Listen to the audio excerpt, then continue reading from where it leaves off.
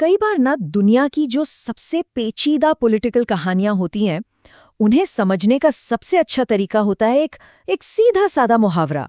और आज हम एक ऐसी ही कहानी को समझने की कोशिश करेंगे जो घूमती है पाकिस्तान की फॉरेन पॉलिसी के इर्द गिर्द। और ये सब शुरू होता है इस पुरानी हिंदी कहावत से। एक ऐसा इंसान जो उन मामलों में टांग अड़ाता है जिनसे उसका कोई लेना देना ही नहीं, और अक्सर अपने किसी फायदे के लिए। और जानते हैं, ये मुहावरा बिल्कुल सटीक बैठता है पाकिस्तान की उस हालिया कोशिश पर, जब उसने ईरान और अमेरिका के बीच एक पीस मेकर यानी शांति दूत बनकर वर्ल्ड स्टेज पर आने की कोशिश की। तो हुआ ये कि मार्च के आखिर में दुनिया की नजरें थी पाकिस्तान की राजधानी इस्लामाबाद पर। वहां एक बहुत ही हाई प्रोफाइल मीटिंग हो रही थी। मकसद इलाके में जो टेंशन है उसे कम करना। पाकिस्तान ने इन 3 बड़ी रीजनल ताकतों यानी टर्की, इजिप्ट और सऊदी अरब, इनके फॉरेन मिनिस्टर्स का स्वागत किया और दुनिया को ये दिखाया कि देखिए, हम तो यहाँ शांति कायम कर रहे हैं। अब ये सारे देश इस रीजन में बहुत इंपॉर्टेंट प्लेयर्स हैं, तो इनकी मौजूदगी से इस मीटिंग को एक बड़ा मंच तो मिला। लेकिन इस पूरे तामझाम में एक बहुत बड़ी और कह सकते हैं अजीब सी कमी थी। अरे भाई, जिनके बीच सुलह करवानी थी वो मेन पार्टियां ही गायब थी। मतलब ईरान, इजराइल और अमेरिका, वो तो वहां थे ही नहीं। और ये कहानी ना और भी ज्यादा दिलचस्प और कंफ्यूजिंग हो जाती है जब हम देखते हैं कि उसी वक्त अमेरिका और ख़ास तौर पर तब के राष्ट्रपति डोनाल्ड ट्रंप क्या कर रहे थे।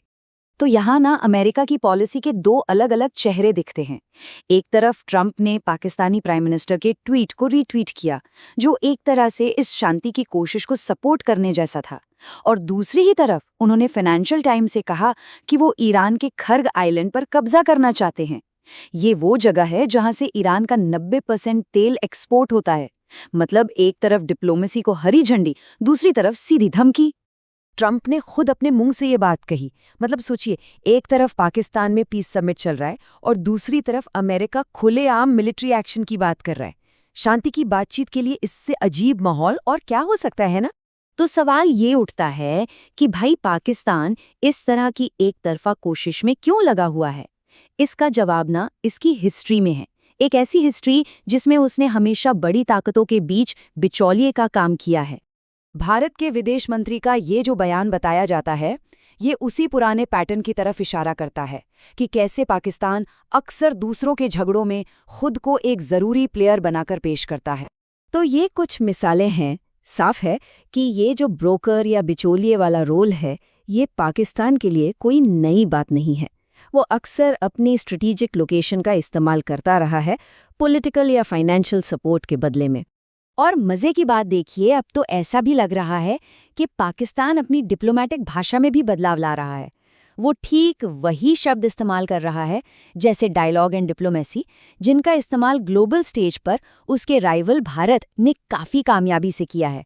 चलिए अब देखते हैं कि इस पूरी कहानी के मुख्य मेहमान यानी ईरान ने पाकिस्तान की इन कोशिशों पर क्या कहा।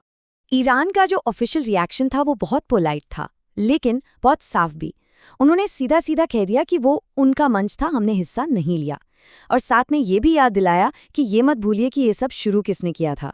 लेकिन ईरान का जो सबसे ताकतवर मैसेज था वो शब्दों में नहीं था, वो आया एक सीधी मिलिट्री कार्रवाई से। $700 मिलियन। सोचिए, इतनी कीमत थी उस अमेरिकी जासूसी प्लेन की, जिसे ईरान ने ठीक उसी वक्त मार गिराया जब इस्लामाबाद में शांति की बातें चल रही थीं। ये एक बहुत ही साफ और बहुत महंगा जवाब था।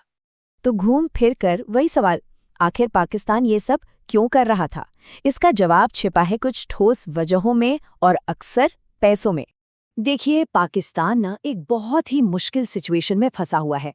एक तरफ देश के अंदर एक बड़ी शिया आबादी है जो ईरान से हमदर्दी रखती है। दूसरी तरफ ईरान के सबसे बड़े दुश्मन सऊदी अरब के साथ उसका एक पक्का डिफेंस एग्रीमेंट है।